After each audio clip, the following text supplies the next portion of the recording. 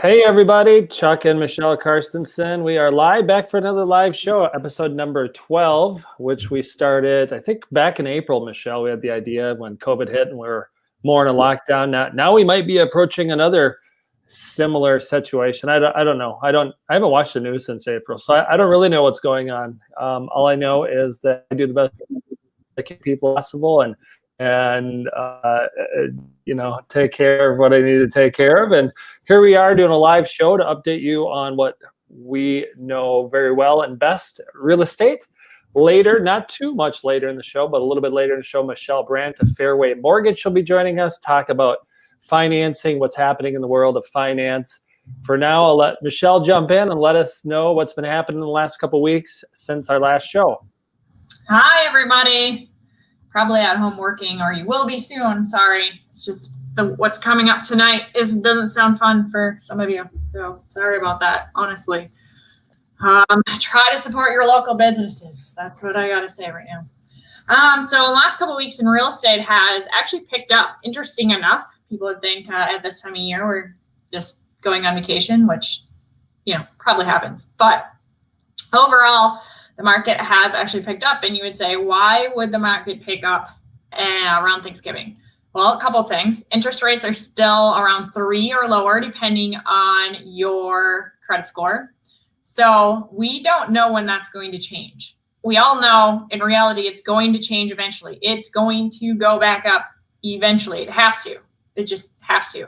As a flow of the market, it has to. So when is that going to happen? We can't predict that. The Feds say as of January 1st, it should stay where theirs is about 0%. But overall, eventually the interest rate will go up. Is that in 2 months from now or 6 months from now? We don't know. So that keeps the buyers into the market, because if you can buy now, your mortgage payment is highly likely less than what your rent payment would be. And why not buy instead of rent if you're able to? Another thing is there's less listings on the market. So people say, why would I list my house now? It's almost Thanksgiving. It's almost Christmas. And with the coronavirus, why would I want to do that? Well, the coronavirus has been here for about 8 months now, and people are still listing their houses and selling, and some have lived in their new house for 6 months already. So people are still listing their houses. Less people list in the winter, and technically in Minnesota, it is winter right now. However, so there's a shortage of properties on the market, but people are still listing. Some, of course, their homes will sell right away. You will see that homes that maybe have been listed a couple months ago, you see some price reductions on those, and those are now still selling as well. We've seen some action on some homes that we've had for over 30 days, now getting tons of action, because eventually people are going to have to buy the houses that maybe were listed overpriced. Maybe they just weren't as attractive to some people as they would be now, based on the fact that interest rates are so low and there's not very many houses on the market. So does that mean you're going to pay more for a house? What do you think, Chuck? Or is it going to be the same or less? What are your thoughts on that? Well, I think a few weeks ago when we were talking about this, we mentioned that a lot of times this year there's a little bit of a dip in the market where if you're a buyer, it's like, hey, this is a great time to buy because there's a little bit dip in the market. And you've been working with buyers, I've been working with buyers, and it's not been a dip, but multiple offers on most properties just because, like you said, the low inventory. And if for people thinking, why would somebody want to move? Stay-at-home order probably is going to be more strict. You have people with COVID coming into our house. Why would people want to move? You got to look at not your box of the world. You got to look at a little bit bigger box of the world, which is, for example, somebody I helped buy, they were renting a downstairs bedroom basically. Well, they don't want to be stuck in that bedroom. They want to be stuck in their own house. There's people that have a townhome. Well, they want a backyard to go into. There's people in an apartment that well, I'd love to have a townhome, so it's at least not an apartment. And people want to get out of where they're at into the next level. And some of that level is, hey, I'm in the cities. I can work from home. Let's go out to 10, 20, 40 acres in the country. People still want to get out. They're sick of being inside. They're going to be more sick of it coming up in the next few weeks when they say we can't, visit our family or whatever, they might say come Thanksgiving and Christmas and some of that stuff. So people want to get out, and that's the big thing. So based on the low inventory, based on the low interest rate, which Michele already explained, it doesn't look like there's going to be much of a seasonal dip in Minnesota. Real estate's always local, could be different where you're at. but it seems like the typical dip is not going to happen here because of the pent-up demand for buyers still trying to get a property that they haven't been successful at finding yet. Correct. Mm-hmm. And that pandemic demand is not going to slow down as we head into people's leases running out in March, April, and May. And they're like, really? I had to stay here for one whole year. I'm getting my house. I don't care. Like, if I have to pay a little bit more, because they're not going to want to stay in that apartment any longer fighting with their landlords. Yeah, so just to comment on that, we mentioned last video, and we've a lot of times we're talking about similar things. There could be new viewers. If you're a new viewer, chime in. New first-time viewer. Right now, you're watching this live on maybe Facebook or YouTube. This will later go out to the podcast link on the Real Life Impact podcast, or you'll watch the replay at some point. You can chime in. You can ask your questions if you have a real estate question, especially financing-wise for Michele. Yeah, there's such low inventory, and typically, we've talked about this last show. People say, I gotta wait till the spring to list. There's just not enough listings. There's not going to be listings in March. The projection is 5 to 7% appreciation in most areas of Minnesota for 2021. That means normal appreciation is 1 to 4%. It's going to be above normal appreciation again for several straight years next year in 2021. Now you might say, what if they have lockdowns, people go out of business, those kind of things? We're not going to hit a foreclosure binge in a year or later in the year because most people, 91% of people have at least 10% equity in their home. So meaning you can sell the home and at least not get foreclosed on. And that's one of the main reasons we're not going to have a foreclosure bin. People that maybe do forbearance. Most of the lenders know from the past it's not good to foreclose on the properties. They'll just put that forbearance onto the end of the loan, modify the loan a bit, and people aren't going to be kicked out of their home. So somebody waiting, like, I want to wait for the foreclosures. I think I predicted long ago, 2032-ish is probably the next time the properties might be like at a big dip where you feel like you could actually invest your money. Right now, for the next several years, I think people you buy now and you might be, well, I'm going to wait till 2032. No, just get a 15-year loan now, pay it down a little quicker, and you'll be fine. That's what I would tell you to do if I were me to do something now. No, I mean, I don't disagree. There, with the market up and down, it's been up and down over the whole COVID thing, but it's not been like way up and down. We're not like going on a hills and then into valleys. It's been like very, very slowly up and down is what I'm saying.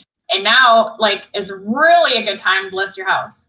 Now, again, you're going to say it's a holiday. He's shutting down restaurants for a month. Why would I list my house? I've been going into houses since the governor shut down everything 8 months ago. Chuck has too. We haven't stopped going into houses. We still wear a mask. We still sanitize. We do everything we're supposed to do. People want to buy your house. So if it's for sale, they're going to come look at it so they can, like Chuck said, get out of where they are currently. One of the biggest things we've been selling all this whole time is land. So you think, why would I list my land in the winter? Well, you're probably done hunting it. So maybe it's a good time to list it now because people will be like, well, I'll just buy now because it's probably cheaper now than they're going to pay 6 months from now because that's heading towards hunting season again. And on some of those land listings, like right now, if it were to stay kind of cold, but yet not too snowy, it's the easiest time of the year to actually navigate the land. It's just a little cold when you walk it. It's actually, you can navigate a little bit of the soft land. You can walk through it or four-wheel through it or snowmobile through it or whatever. So, and online, you can look at the aerial pictures and see what's going on. Google Earth, the local, maps that they have online for GIS maps. So this is one of the better times to look at land and be able to navigate it most easily. Even lake homes, like it's like, okay, no, I need to list in the spring. I'm going to make more money. There isn't that many for sale, even as the inventory of them are left over because so many were bought. And if yours is one that's not currently on the market and hasn't been like listed over price and sitting there for 60 days, like, wow, then yours is a brand new listing for everyone just to go look at. And of course, like Chuck said, again, not saying you want to go ice fishing, but come 5 months from now, everyone's going to want to be on the lake. And selling it now or then is no different because the buyers want the lower interest rate now. That's why the demand is still there, because if you are going to put your money in the stock market, let's just use my money and put it in the stock market now until then, are you guaranteed to make more money on your real estate or the stock market? It's hard to say but the interest rate at like a 2.5 to 3.25, let's just say that's a range everybody's in, no matter on their credit score, if they can get a loan, saves you so much more money over the 30 years than if it's going to go back up to like 4.5 to 5, which it will. It just has to. Period. It's going to go back up. When? Yeah. So, and also to comment on, like, for example, the lake property, which there isn't many out there, not many people are listing, but some of them are, and they are selling. And we've had a lot of lake home closings lately. Is right now, if you buy it, you're still closing December, even early January. So it's not like you close on it tomorrow. You want to get in and get it ready for spring.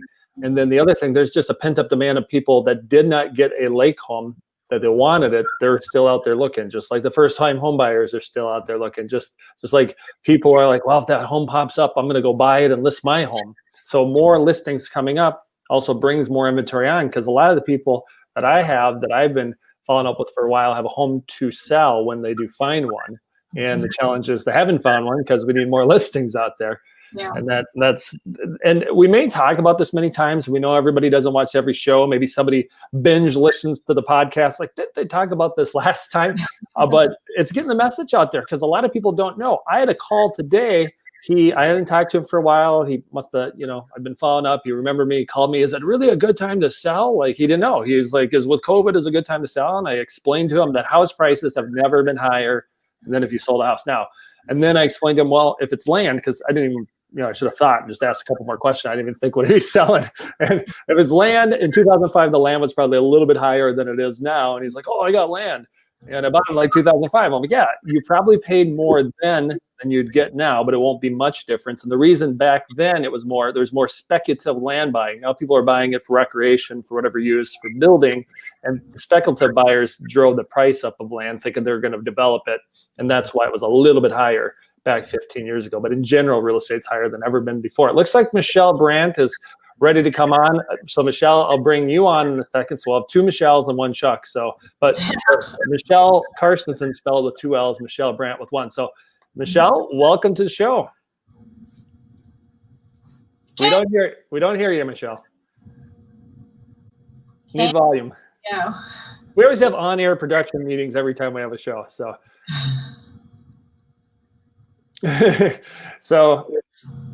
I won't be able to hear you. I don't hear you yet, Michele. You're figuring it out, or you got to call tech support?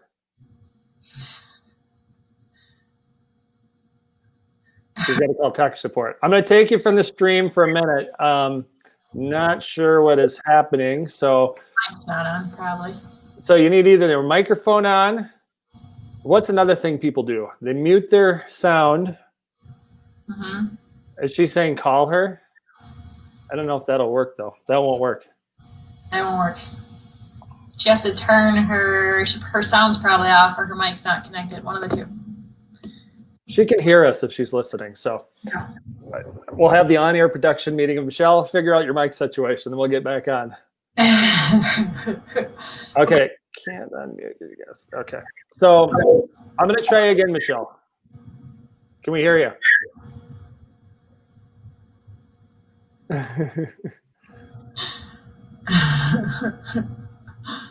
Now we have dead air. Something with your mic. Yeah, we still can't hear you. Try your phone. Go on your phone. Try again. Meaning log in from your phone with the link and see if that works. Yes. Okay. So Michelle's going to be on soon talking about the current market, what's it going on the lender side, because we just know the rates are low. We don't know a lot about the other part of what's going on, of course. Also, we have a property listed that I wanted to bring up. I know some of you listen. We actually have a campground, single family home residence type of property. And Chuck's been out there to see that recently. So why don't you talk a little bit about that one, Chuck? Okay, yeah. So a very unique property. It's on a lake. It's got several hundred feet of lake frontage. It's got technically 15 campsites. The county's deemed that you can use 10 campsites. They're all lakeside. People can put it in their own dock. And, people have been there for a while. And then it's got a big pole shed, one level home with 3 bedrooms, good size. And we've got that in the market. I think, Michelle, we might be doing a price update. You have to let us know where that price is going to be. But yeah, beautiful property, unique property. If you ever wanted to sort of have an income property plus a lake property, lakeside campground, Horseshoe Lake in Browerville, Minnesota. And what's the price going to be, or where is it at now, Michelle? I know you're working on that. Still at where it's at right now. But if you're interested in that property and you're watching this somewhere down the line, you know, if this is 2 months down the road, it could be sold. But if it's recent, give us a call and talk to us about a property there in Browerville, Minnesota. Okay, I'm going to try Michele Brandt again, see if she's ready in this time. I bet I can hear you, Michelle. Go ahead. I hope you can hear me this time. I can hear you now. Yeah. Yes, I can hear you now. Okay, good. Well, Good. welcome to the show. Sorry This is about that. Michele Brandt's second appearance. She's with Fairway Mortgage. You're on several months ago. You talked about what's happening in financing. We'd like to talk about many similar things this time, but also for the people who didn't listen last time, can you give us a brief introduction of yourself? Certainly. Well, thanks everybody for listening. I'm Michele Brandt. I run the mortgage branch here in Elk River, Minnesota. Fairway Independent Mortgage is my company. I've been originating loans since 2005, so I've definitely seen my share of highs and lows in this industry and this exciting world we call real estate and mortgage lending. Super passionate about it, super passionate about providing value to people, just giving them the information and tools they need to make a decision. I'm definitely not I'm an information-based salesperson, so I'm going to give you all the information, and if it makes sense, go forward, and if it doesn't, then don't. It's really okay either way for me, but it's very important to me that you just understand what you're getting into. Oftentimes, it's the biggest decision that people have made in their lives so far, and so it's really important to understand what that means.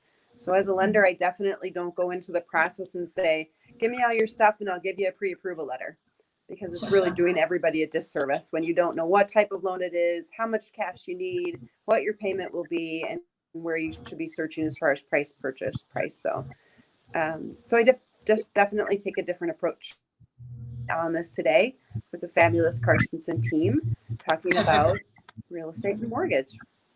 Mortgages. Where are the rates at now? Have they changed a lot in the last couple months, or are they still kind of holding it out? No, they really haven't. They're really still sitting in, I mean, if you get an interest rate that's over 3% right now, there's something not right, I should say.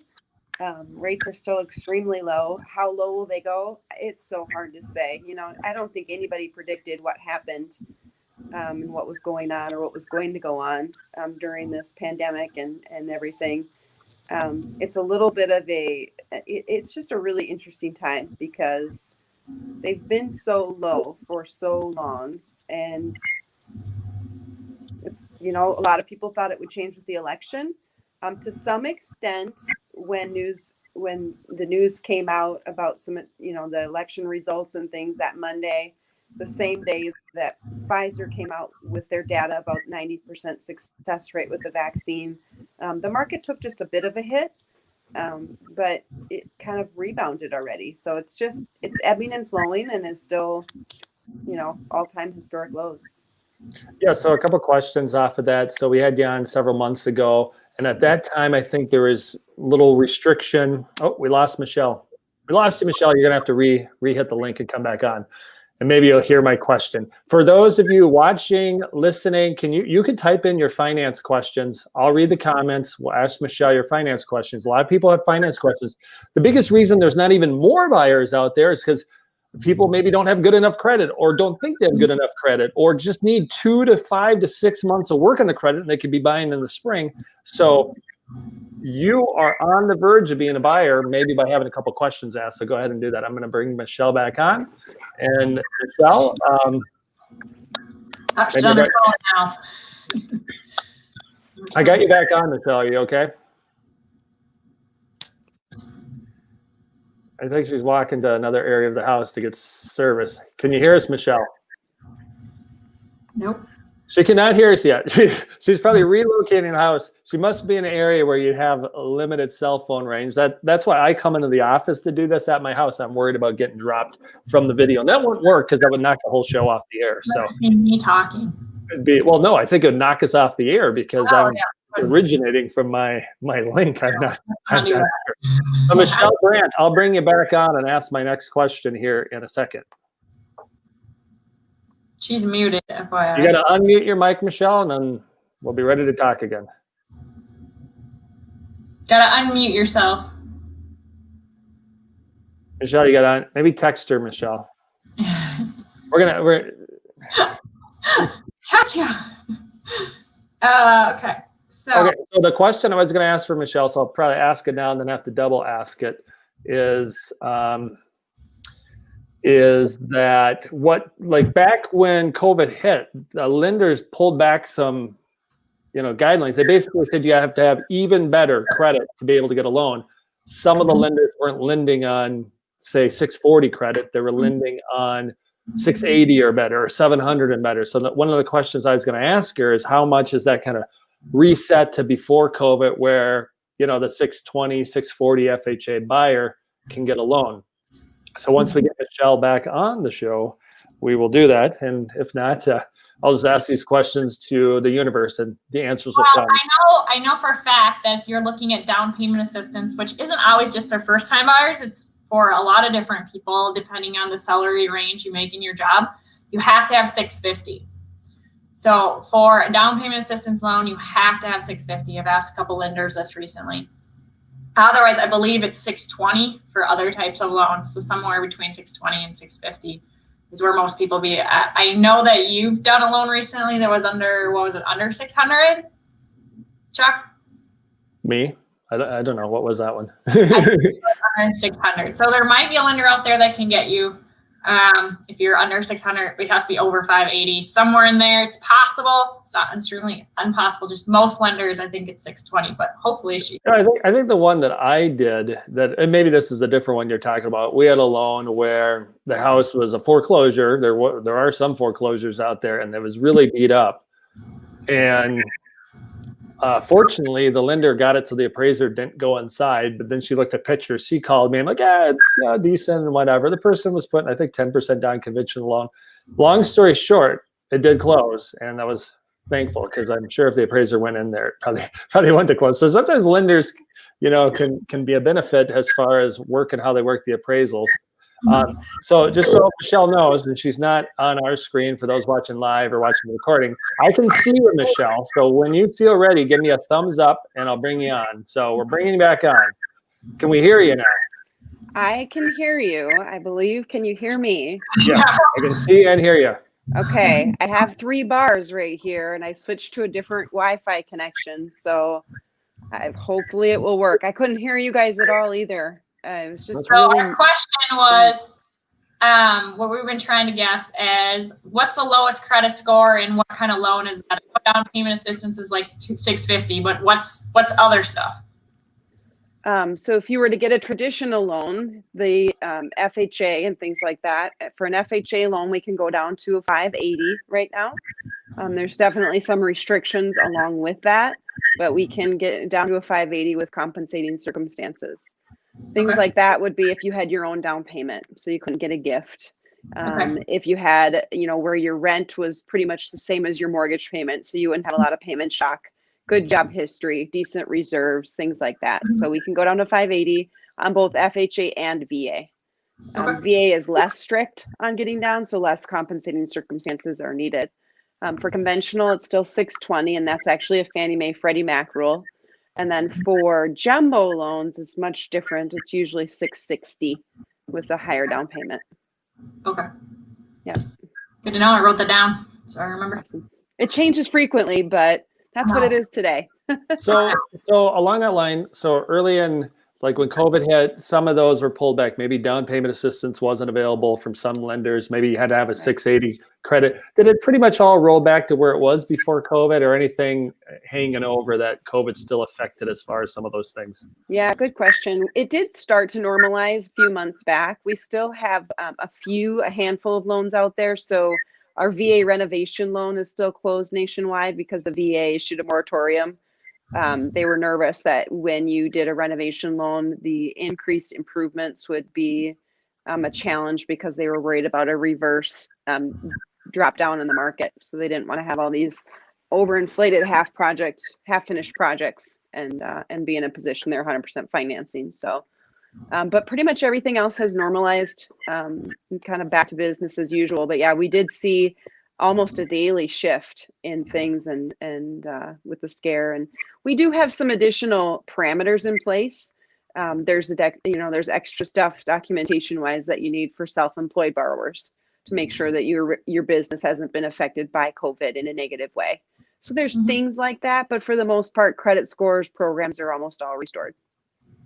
Yeah, and one of the things I have to remind people when we're talking to one of our lenders like you, compared to obviously we have buyers buy our listings, we get whoever that buyer's lender is, and not that maybe you could say maybe you did have most of your loans close on time, but we had so many, say from August through middle of October, that didn't close on time, and some of it was just appraisers were backed up. Some of it, I feel like some of it is just the lender doesn't know these things 2 days before closing. They're like, oh, we need more documentation from the self-employed person. I had a closing on one of my listings supposed to happen yesterday. That seems to be the explanation.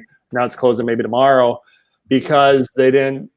It seems like that lender didn't know this. And obviously you're telling us, you know these things. And that's what people out there listening need to know. You got to pick a lender who doesn't put you in that spot where you come to closing and then it doesn't, not necessarily falls through, gets delayed because they miss all this stuff. So, I mean, you've probably always been on top of it, but tell me what you do to stay on top of it with things that are changing.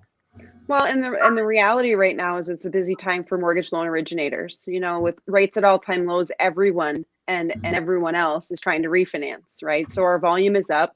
There's about $11 billion worth of mortgages that are out there in the United States, and the market itself can handle about $2 to $2.5 billion a year. And so when you have everybody trying to refinance because they want to get in on the low rates, it really takes a toll on the system itself. And so it's super important that you pick a lender that is still purchase focused, because you got a lot of lenders out there that are just picking off the refinances. We make the same money on a refinance and a purchase. So these people I get probably 2 to 3 calls a day of people that want to refinance. And I put a system in place so that our purchases just do not get missed. We treat our purchases with much more preference, I guess I would say, because that's what we do. You have a closing date and the refinances, will get them done too, but you're just going to have to wait because purchases take priority. We also operate our purchases like they're closing in 2 weeks. That's always been our mantra in our office. So even if we have a closing that's 60 days out, we operate like it's two weeks from closing, so that we just sit. We know exactly what's needed. We have files right now closing on 12/23. We just had a pipeline meeting this morning, so I know this. And they're closing, and we've already got loan approval. Appraisal will be back next week. I mean, we just operate differently. We don't sit on purchase agreements and wait. So it's really important to make sure that you work with a purchase-focused lender. And I would ask what percentage of your business is purchase right now? Because if it's not at least 70-30, I wouldn't pick that lender. Yeah, and how overwhelming has it been for you as far as, obviously you talked about what the market in general can handle with volume of mortgages and the refinances you're doing, and obviously it was a big year for purchases. Like how going into the year, and you don't have to answer it with like necessarily specific numbers, but going into the year and your projections, like when did you meet those? Did you meet them last month, September, or as far as like we reached our goals, or are you still working on it? I don't know. I'm just kind of curious. It's changed just a little bit. So the first 3 months of this year, I was on maternity leave and I checked out. Like actually the first 2 months, so January, February, I started back in March, which is about a week after the rates went super low. So we didn't really have an ease back into maternity leave. We had a goal of keeping our volume the same. So last year as a branch, we did 31 million and we wanted to hit 30 million as our goal, just because knowing that I would be out those 3 months and not actively working, and then my team just kind of picking up the volume. And we doubled our team. So our team is now, as of yesterday, 10 people. So we have a nice big team now, and we're really restructuring how we flow through with all the volume. And we are on pace to do 60 million. So we've actually doubled. Next year, our goal is 100 million, because now we've got the infrastructure in place to just keep going. So we've really pushed our limits, but it's been really fun. We did manage to sneak in a team retreat up to Alexandria. We rented a really big lake house to do a little retreat getaway for a couple days in September. And we're just trying to maintain that work-life balance. Some are doing a better job than others, myself not included. Well, I think when you're in real estate and lending, especially lending, I've been telling people like, yeah, real estate agents, we've been busy, especially from, May till like the middle of October. It was just like no time to breathe. And I know Michelle's probably actually been a little bit busier than me lately, but it's been a blessing for me because now it's distance learning. I got an 8-year-old. My wife started a long-term substitute teaching job at the school. So she goes into school and I got to help him with that. If it was still crazy busy, we'd have a super dumb kid or something like that. But I say it kind of jokingly, kind of mean, but like it takes time when you got a third grader to get him to do his work. And I'm thankful that it's actually for me calmed down enough where I can work with them lately. But real estate mortgage has been a crazy year. That's for sure. Great. So great job blowing away your goals, like doubling it. That's awesome. Yeah. We restructured our goal actually mid-October. I personally wanted to make a club at our Fairway level, which is called Chairman's Club. And it's 52 million in personal production. So it's my own production, not my branch. And so was quite a feat, and we had quite a bit to get. We're just shy of that goal. We're really, really close, but I'm confident our team will pull it off, and we'll hit that to get to Chairman's Club. And one thing, if you hear what Michelle's saying, like as far as working with somebody, she has systems. She's good at putting systems, making adjustments, and that's real estate and that's mortgages. You have to have systems to make adjustments with whatever happens in the market. There could be something 3 years from now that you have to be able to pivot and make an adjustment. And Michelle's not only somebody who works with people to do loans, but she knows how to manage people and manage your business, which is all important aspects of working with somebody that's organized that can get you to the finish line. Right. Correct. And I know, like, one thing I always tell my buyers if they work with Michelle, like, you either talk to her or Gabe or Ashley, I guess sometimes. You talk to a real person. You work with some lenders, you talk to basically, it's a person, but it sounds like a computer, and I don't even know where they're from. So. Well, and good luck getting a hold of them on a Sunday afternoon when you're writing an offer. Not happening. It's not happening. No. And one thing we've done since we went to this kind of random timing of the show and shorter notice show, we don't get as many viewers, unfortunately, Michelle, but we do get people watching the replay, and we post out to the podcast. So with that, I probably tagged you on Facebook. Obviously, people could reach out to us for Michelle's info. Now, this wasn't with you, Michelle, but we had a different lender on a few months ago. And after the show, somebody watched this YouTube video. They were moving from Washington, like, oh, I want to work with you guys. You go all over the state. And the other lender that was on got the business, and we're working on closing a loan for them. So people do watch these recordings, and that's one of the reasons we do them. So they're able to, track you down later or us down later and get you connected that way. So Michelle, any other mortgage questions that maybe people have asked lately that you want to ask Michelle to update, give people some more insight on mortgages, rates, and financing? Which Michelle? Oh, you're Michelle C. or Michelle B. No, I kind of asked her. It's a lot of down payment assistant questions still. I mean, there's a lot of people out there that need down payment assistance. And, we've posted the picture of, like, if you buy at 4.5% or buying 2.5%, the difference in the price of house that you can get, which I've seen lately is a huge difference in what you can afford. But what's a big question you get lately, Michelle? Well, the funny thing, I have a lot of people that are starting to think about the spring market, and I don't understand that because it's still just going into winter. And so, I love to give them the education, and look, we need to close loans in the spring and sell houses in the spring. So if spring is really what you're set on, perfect. We'll get you into a position now so that if your credit is off by 2 points, we can get it up to, 20 points so that you've got a good spot to be in financially. So a lot of planning right now. But it's funny how this spring market question keeps coming up. Still a ton of refinance questions, which, that's just me providing the information, determining if it makes sense for them or not, and then moving forward. Those are pretty straightforward. But with purchases, it's just been a lot of people wanting to get information, not necessarily wanting to buy. And maybe that's just because of the lack of inventory, and they think miraculously, several months of inventory is going to show up next spring. I don't know. It didn't We It all still wish, hasn't gone up. So we do have Yeah. a question, a comment here from one of our friends, Chad Selber up in Browerville. So this is a combo question. So Michele Brandt, I'll have you answer one portion of it. So basically he's wondering a good time to sell his rental property in Browerville. Should he sit tight? He just refinanced 2 years ago. So he's wondering what the market values are, which will help him with the market values. He has people looking to purchase a home, but didn't know if he should look at selling it because he's got awesome tenants. So Michele, the question I want you to answer of that, which will answer questions for a lot of people. A lot of people are refinancing, like you said. Maybe they refinanced a year, 6 months ago. And you probably answered this last time on the show, but if somebody refinances it, they could buy next month or sell next month. But how long does it generally take to make that refinance, that closing costs worthwhile, so people know if they are thinking about refinancing versus buying or selling?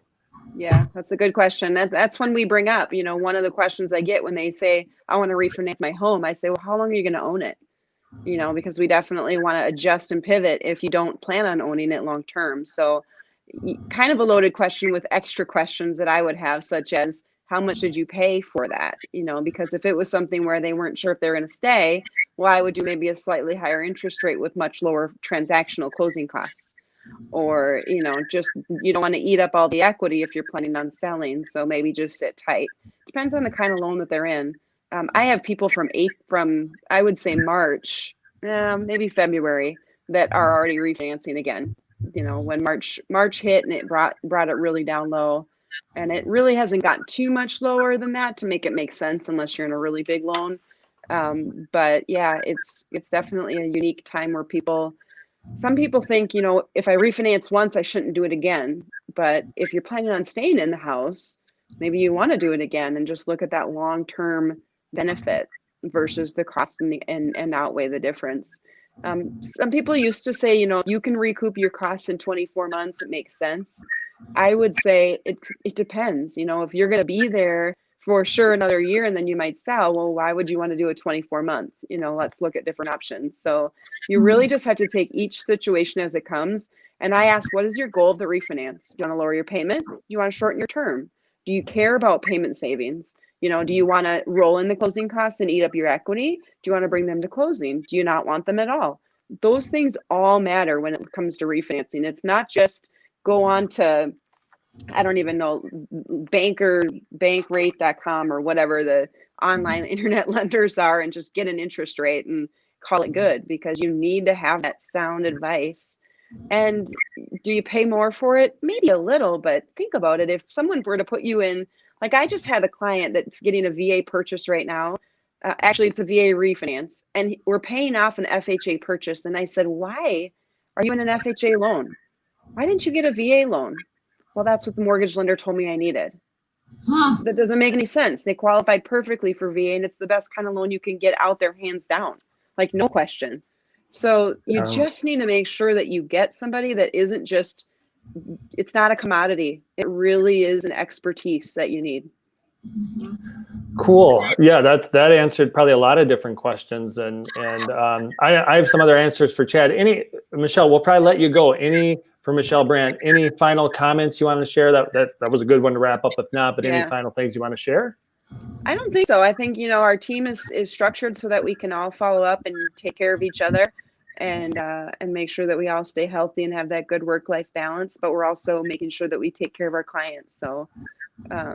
Any other questions that pop up, we're just here to provide information, and that's really what we hallmark our service on. So one more question, then I'll get back to Chad. One of our past clients, and actually a mutual client, I believe, Leslie asked, so when you refinance, you lose your equity. So what Michelle's answering, you might roll closing costs. Remember when you bought a house, there's closing costs. So you would not pay the closing costs, you just take it out of your equity. So you don't lose equity that way, but that's an option. And like Michele said, you can do it more than once. Any other tidbit of information? That's basically how you lose your equity. It's just a closing cost, right, that you pay? Right. Yep. You're increasing your loan amount to cover the fees associated with refinancing. You can do that one of three ways, because closing costs are there. Every single lender out there that might say, oh, I have no closing costs. Well, they're just added into the interest rate, right? There's no free lunch anywhere. It's like no real estate commission fees. Really? Okay. You know, nobody does their job for free. So it's just a matter of how you want to pay them. You can pay them either upfront, and then it would just be like if you had a $200,000 loan, you'd get a new loan for $200,000, and you'd pay the couple $1,000 it costs to refi out of pocket. If you didn't want to do that, then instead of a $200,000 loan, you might have a $205,000 loan. You're eating up the equity that way. If you didn't want to do either of those, then maybe instead of 2.5%, we would lock you into 2.75%. You know, so there's many, many ways to do it. Just making sure that it's the way for you and your specific situation. Right. Awesome. So yeah, we might have more questions pop in. We thank you for being on, Michele Brandt. Yeah, thank you. And Fairway Mortgage. So if you have any more questions for Michele, definitely just let us know and we can connect you. Again, thanks for being on the show. Thank you. Appreciate it. Have a good day. Bye-bye. So the show's not over. We got a couple more minutes. Chad popped in with another question. He was asking because his interest rate's around 6%.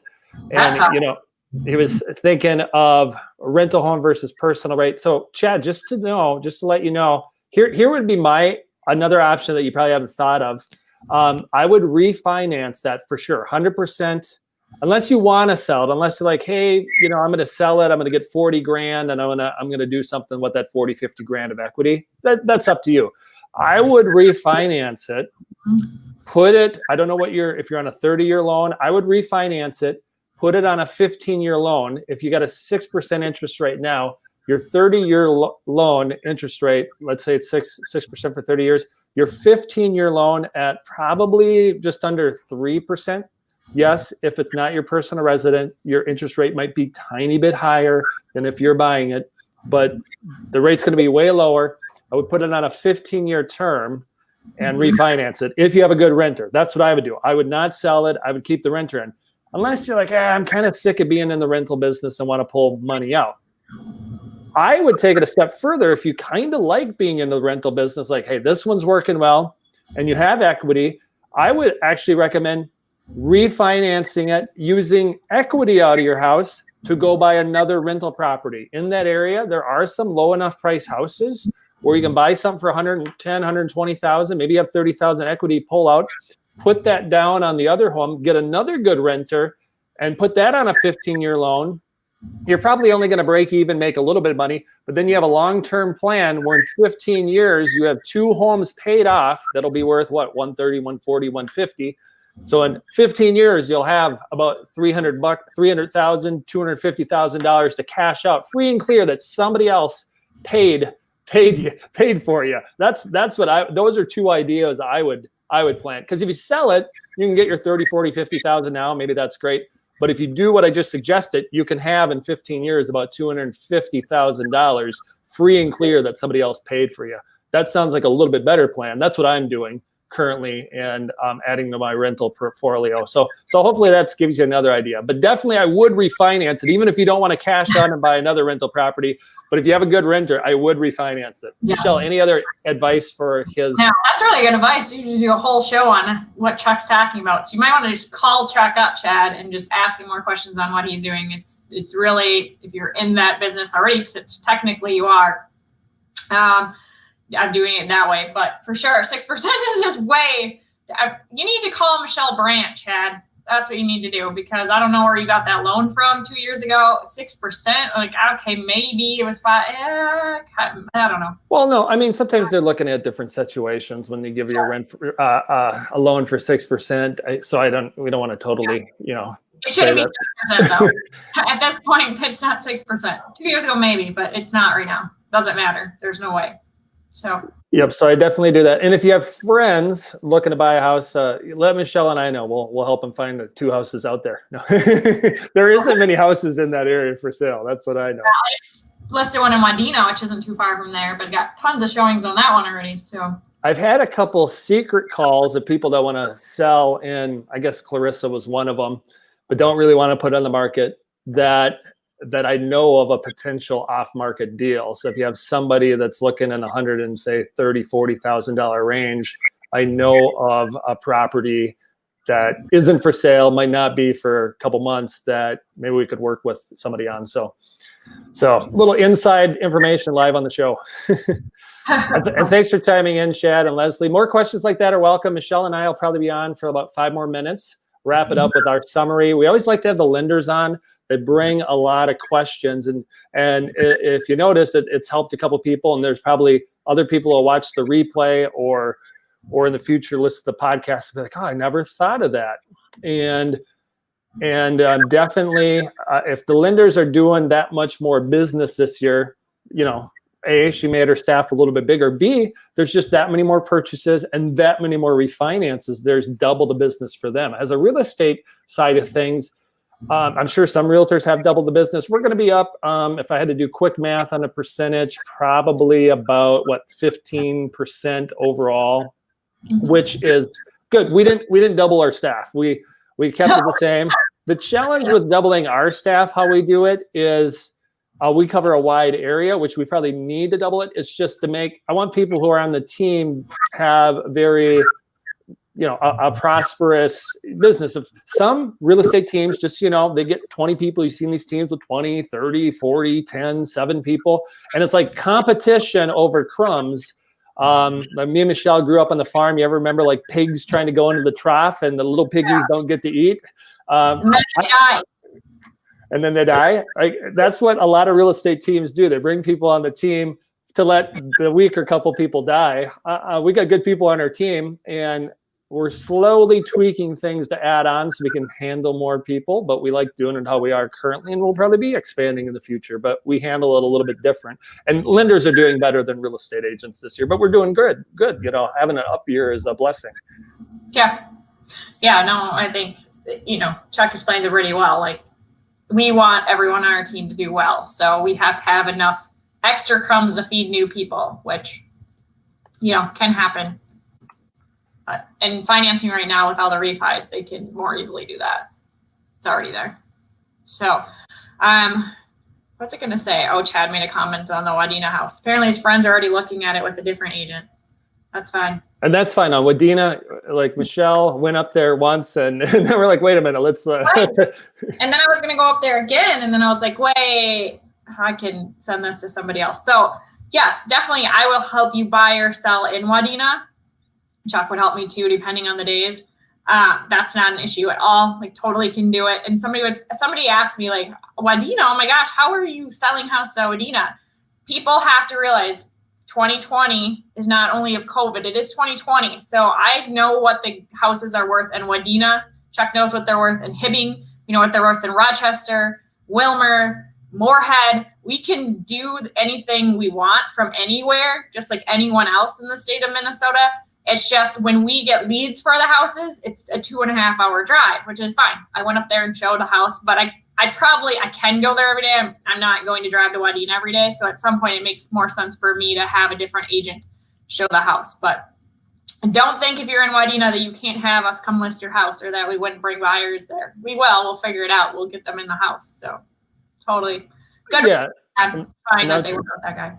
And that's a very active listing early in the listing in Wadena, just because of the price point. You can get a house for $115,000. It's the listing price on that one. A nice house, cute house as far as what it is. And obviously there's not many of them out there, or they need more work if they're lower priced. So they need more work. In that area, I've noticed a lot of the rentals people put for sale and then they sit for a while. But that house has literally been with the same family or same people live there for 48 years. So they took care of it. Not saying people with rentals don't take care of it. I know you have rentals, but it's just different. It's like it's been loved and cared for by the same people for 48 years. Yeah. So a couple of things I wanted to mention on that, piggyback off of what I mentioned to Chad.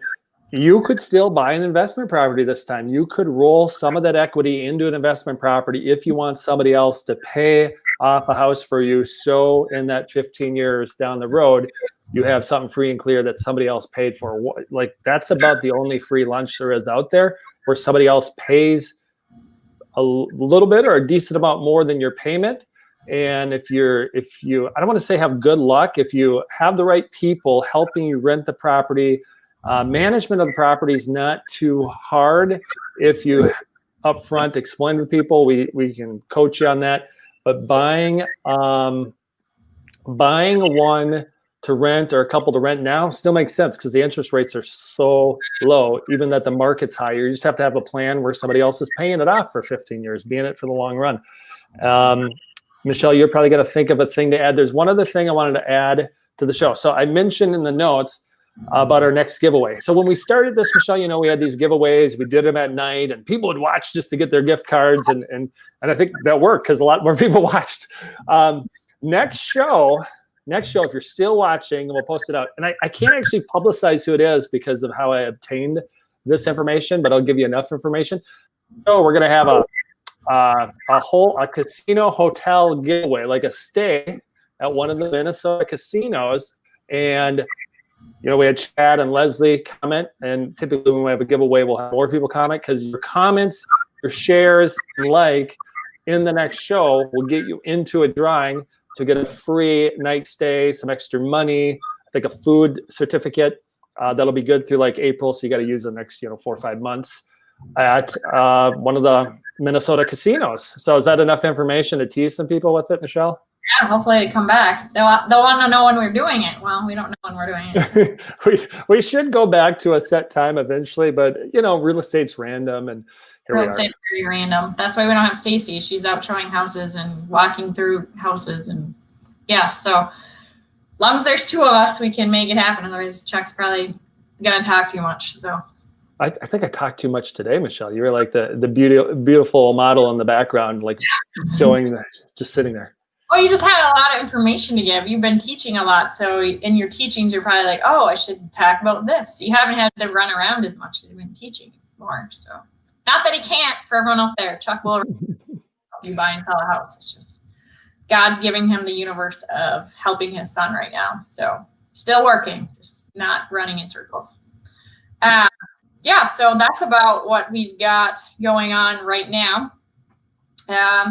And let's see, what's the other thing I was going to say? Yeah, I mean, definitely if you want to list your house, I wouldn't wait till spring. There is no reason to wait till spring.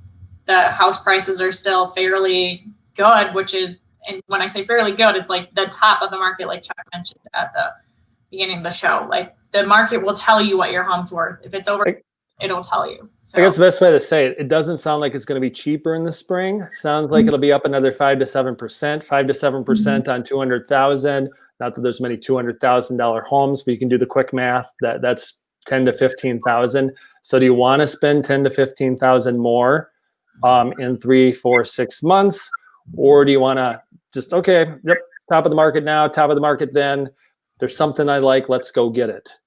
And that means the same thing. So like I'm saying, if you're going to list your house and you have to buy a house, it's going to be worth maybe 10 to 15,000 more, but also going to pay 10 to 15,000 more to buy a house. And the interest rates probably in May, April should be more than 3%. I can't see them holding on this long. So then you're actually paying more for the house and getting the same amount for selling. Yeah, exactly. If you're buying and selling, it shouldn't matter, especially if you're upsizing, then that upsize house, that percentage is higher. If you're downsizing, the trickiest sale now is for somebody to downsize. They're selling their really nice big house that probably hasn't been updated that much over the years. They've lived in it for a good amount, but because it hasn't been updated, it's not as great. And then they're downsizing to a single level townhome or something for the downsize crowd. And then it's still a ginormous price. That's the hardest buyer. That's why you see a lot of people that just stay in their homes. So yeah, the other thing I was going to bring up, if you're somebody, younger people are on Facebook, not saying the older elderly people aren't on Facebook as much, that you have grandma, they're in their house, they need to sell. When should you sell? Do you let them live it out? A lot of times they don't want to move, but if they're like, yep, it's time to move, it will help them navigate that process. Sometimes it is a few months of process of decluttering, maybe advising them on a couple updates as they get out of the house so they can maximize their value. And those are things we can help you with, even if they do need those few months to get ready. And those are a lot of the potential sellers out there that have been sitting in their house for a long time. And now they're like, yeah, it's time to get out of this house and wherever else I'm going, whether it's closer to grandkids, warmer weather, smaller house, whatever it is. Yeah. I mean, and some of those people, like, for a lack of a better term, need a dumpster, and we're willing to help you with all those kind of things and getting that all set up. So there's definitely one of those people out there. That's a little bit more percentage I even see at this time of year, because they're like, well, we don't really want you living here alone in the winter anymore, so those houses do definitely come on the market at this time of the year for sure.